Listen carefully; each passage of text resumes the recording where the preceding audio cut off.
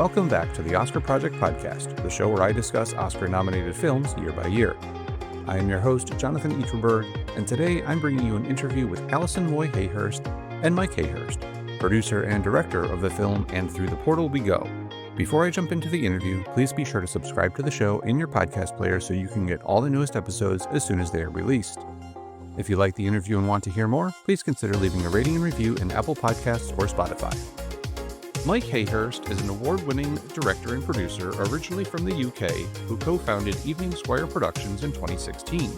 His filmography includes award-winning shorts such as Beat, Cook with the Heart, and Oma, along with the feature films including The Trip to Bountiful starring Cecily Tyson.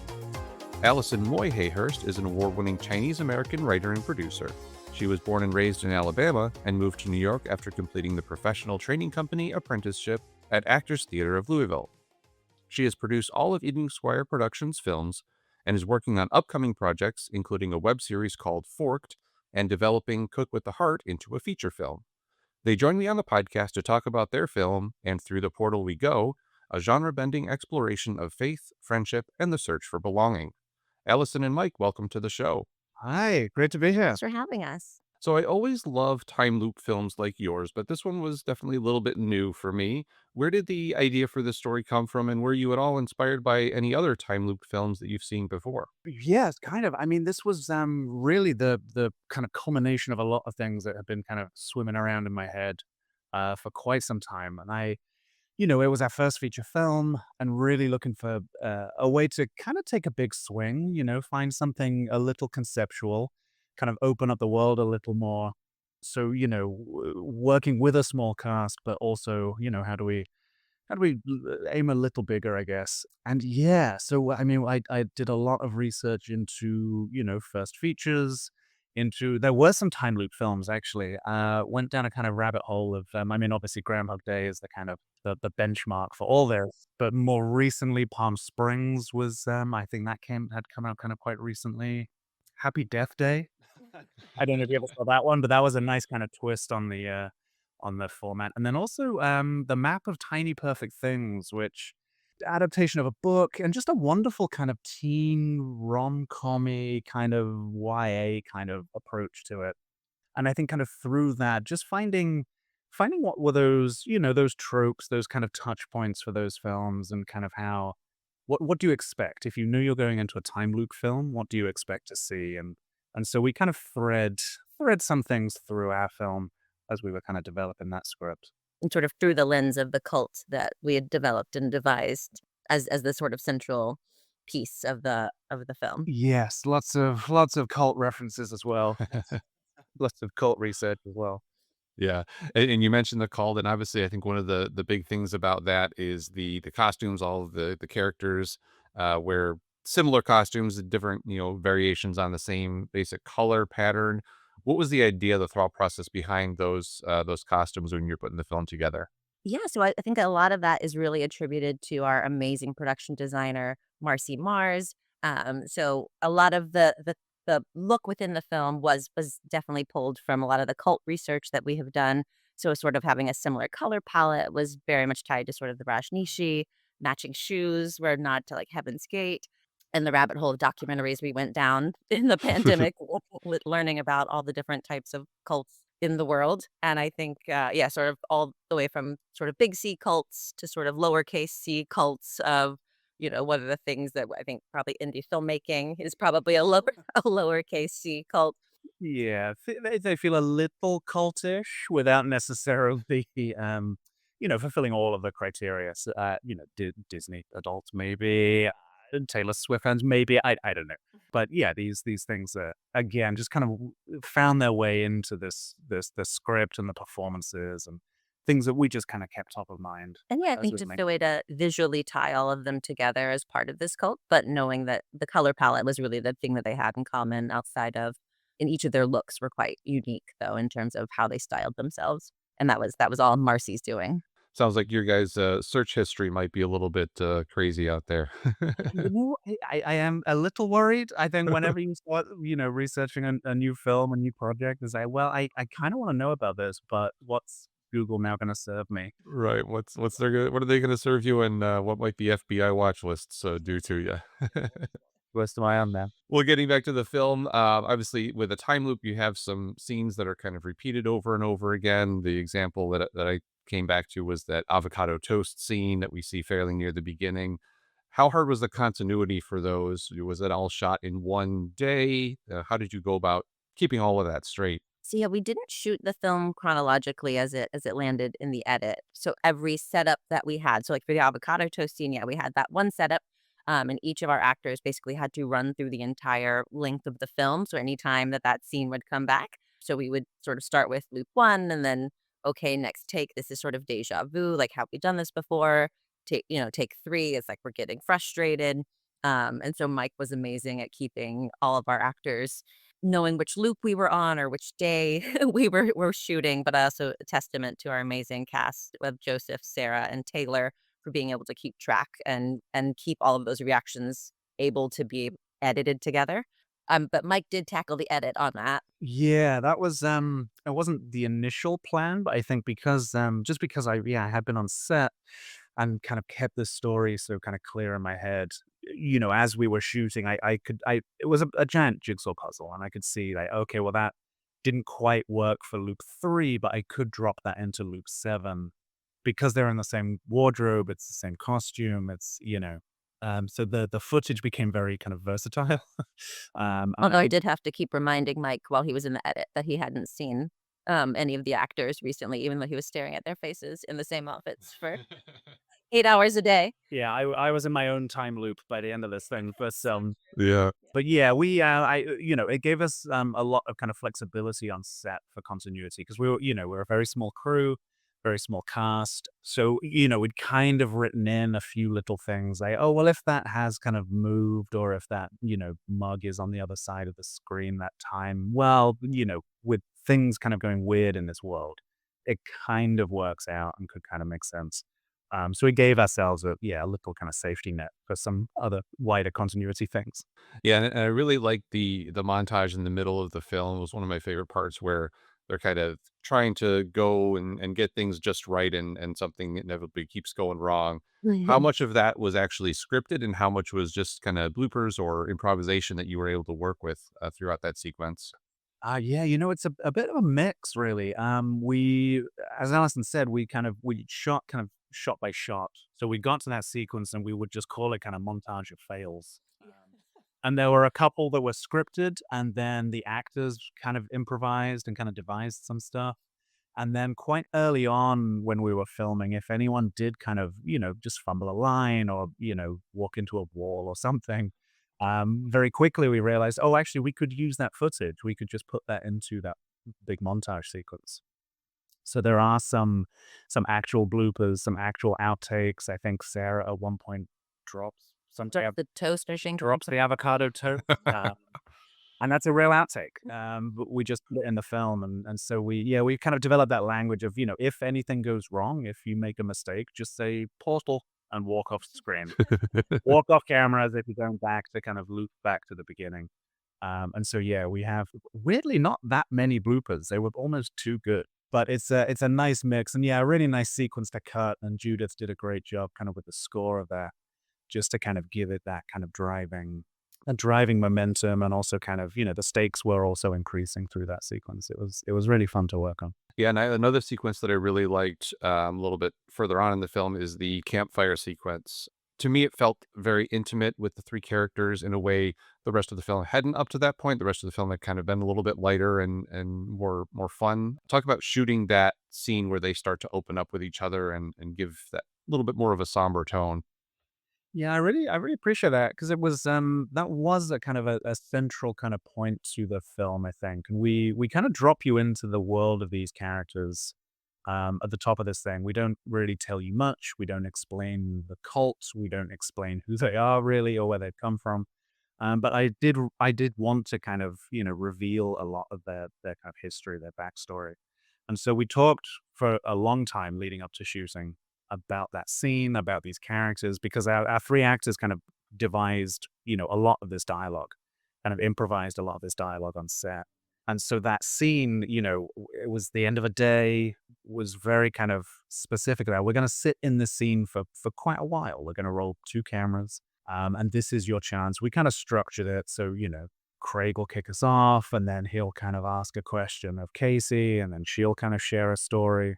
And I think we rolled, I think there's 2 hours of footage for that scene, Oh, wow. which was, yeah, just really nice. I think for all the, for all the kind of the running around and the looping and the repeating of things, for all of us as well to just kind of sit and be present, and a nice, cool evening upstate New York around a fire. Was yeah, and just a nice way to kind of give them also as actors a chance to really open up and show an emotional side that they hadn't necessarily shown earlier on in the film, and that just kind of, I think, hooks you into their world and their journey a little bit more. So we get that final payoff at the end of the film.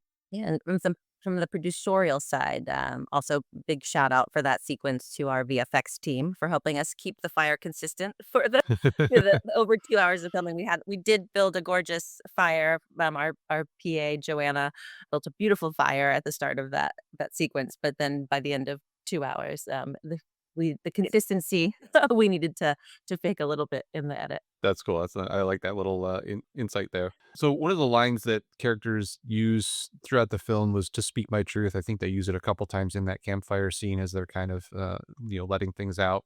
Reminds me a bit of the social media trend. I don't know if you've seen it lately, where people go on and with their spouse or their boss and tell these truths, and then they say, "We listen and we don't judge." Where did that kind of part of that story come from? Was that from your cult research, or what? Where did that come from? That was, I had kind of written out a kind of 30-page outline. And so a lot of the cult dialogue and the rituals and things like that, I had already scripted. I'm not aware of that social media trend personally. I'm more on the TikToks and things, but yeah. But I think that, yeah, to speak my truth is light. A lot of that kind of call and response stuff we were kind of playing around with in some kind of devising rehearsals. And I met with the actors quite a lot just to kind of talk really, and to anything like that we would just say over and over again, so it became very kind of second nature. And I think to this day, like, we still say some of these slightly culty things. Oh, I definitely still use "to speak my truth." Sometimes it's gossip, sometimes it's just an honest moment, yeah. But I think, yeah, that was just one of those that we found in the moment, in a kind of workshop rehearsal. And yeah, just this acknowledgement that, this cult likes light a lot. And I think it's also, like, especially in those moments where someone is admitting something or confessing that there's, like, a consent that is given Sure. in the "to speak my truth," and then the truth is light to come back on the other side. I need to look this trend up. I wonder which one came first. I have a feeling you were first because it's only been the last couple months I've seen it. So I'm sure you were shooting this well before that trend appeared online. Oh, the cult is spreading. There you go. There you go. And another line that was repeated throughout the film, and I guess we can kind of relate this to a fictional cult. This is the day, they kept saying throughout the film that they're trying to make, this one was the one that was going to be the day that everything was going to work. Reminded me a little bit of "This Is the Way" from the Disney Plus show The Mandalorian. Was there any influence there, or was that another one you came up with? Again, that was one that we just came up with, and it was, yeah, just to focus on this final day for this cult. Yeah, it just kind of came out as, And yeah, you know, cult focused on light yeah, and the portal being very sun-like. yeah. Right. So yeah, this is the day, be the day, things like that. And I had not connected that with the Mandalorian, which I loved as well. Yeah. So maybe Pedro fan, so yeah, I think there's so much of this kind of stuff that's just yeah, just in our brains somewhere. We just kind of collect with the yeah. So I mean, so much of the cult.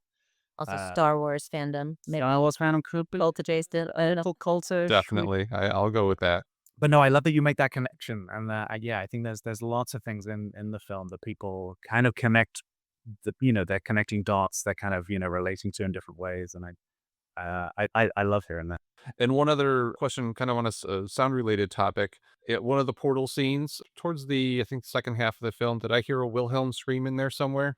Yes, you did. Yeah, and again, a big shout out to Jake at Corner Store Studios, who did our post audio. And that was, yeah, I think we were just in the studio one day, and he said, could I, like, you just, yeah, floated this idea, like, could we?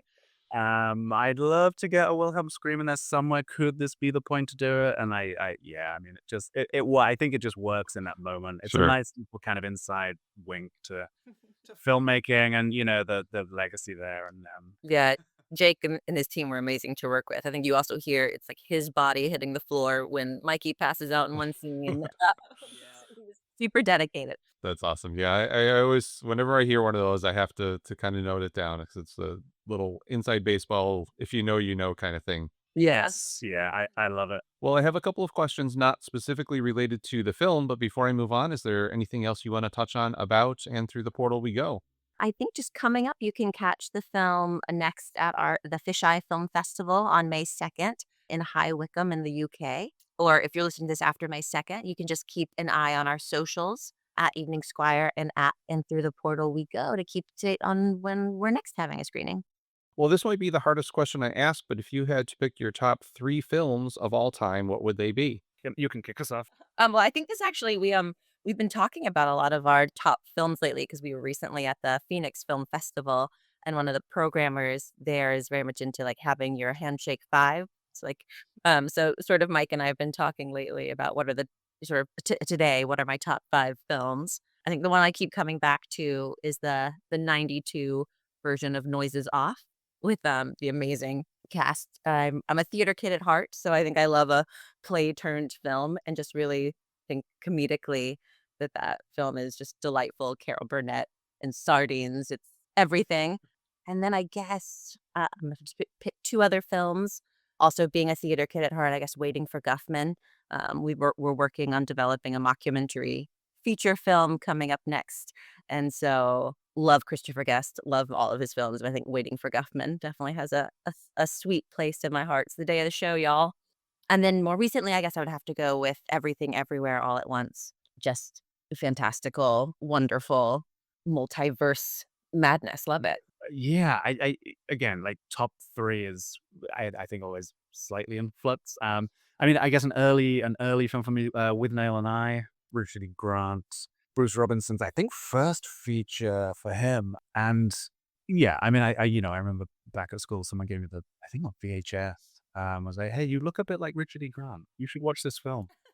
And I thought I was so cool and kind of, like how could anyone ever know about this film except me? And that's kind of stuck with me. I'm obviously, I'm an English kid. I'm an English boy watching Goldeneye in a cinema for the first time. My first kind of Bond on a big screen changed my life. And then obviously, yeah, Martin Campbell did it again with Casino Royale. I mean, it's just incredible. And yeah, also with a slight kind of theatery thing, one of the Baz Luhrmann's kind of early three films, probably Romeo and Juliet. And I know that may be I don't know, a bit artsy, but I think I don't know. I think I learned what film can be, or a verb, what film can potentially do. I think with Baz Luhrmann, just yeah, the way he places the camera, moves the camera. I mean, it's relentless, and I don't necessarily want to watch that every time I sit down and watch a film. But yeah, that Red Curtain trilogy is that's a cheap. That's five films. That's five in total. But so one of those, depending on the day. Sounds good. Now, if you could invite any three movie characters to your next dinner party, who would they be and why? Ooh, three characters. I guess I immediately go to and through the portal we go. I mean, I think I'd like to take Mikey, Katie, and Craig Go for it. from his film. I maybe just would just also bring to that dinner party like a jug of moonshine and yeah, have That seems like a cheap.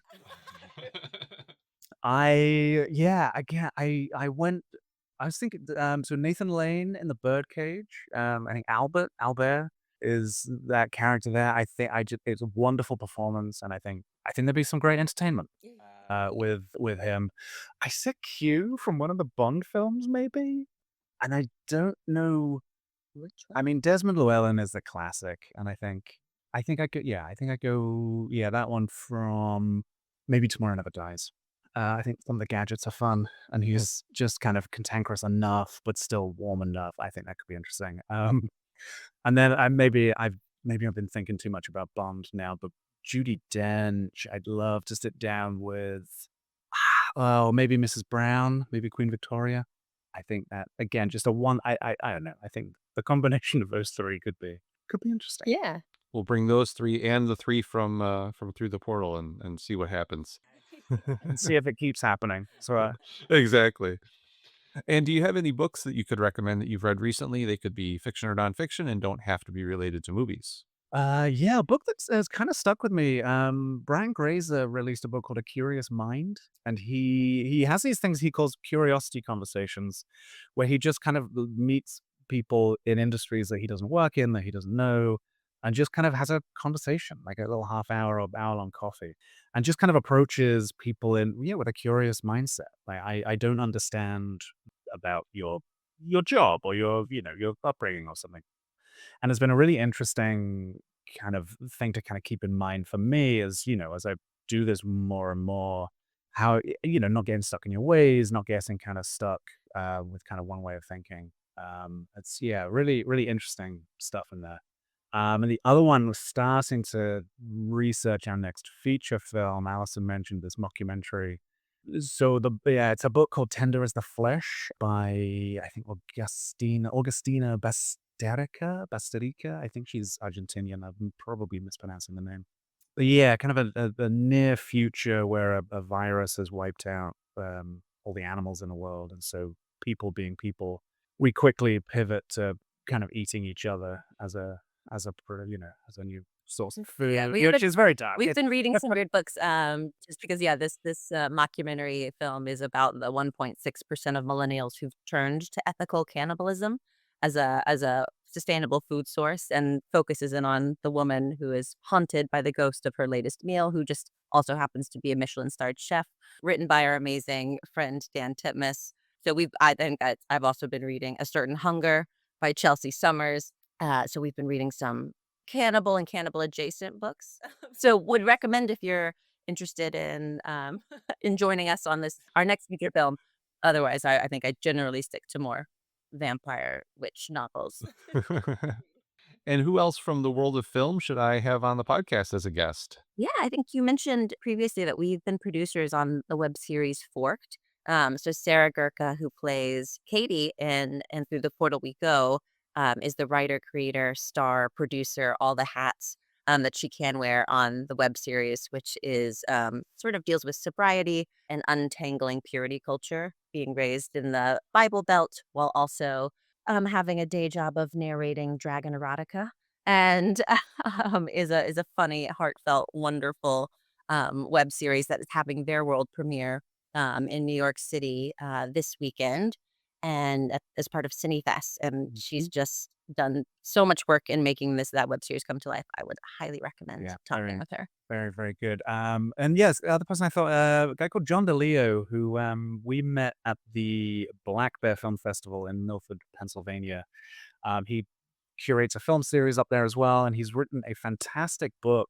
I think it's called Not Even Nominated, about kind of Oscar-winning films, but the performers who never even picked up a nomination in those.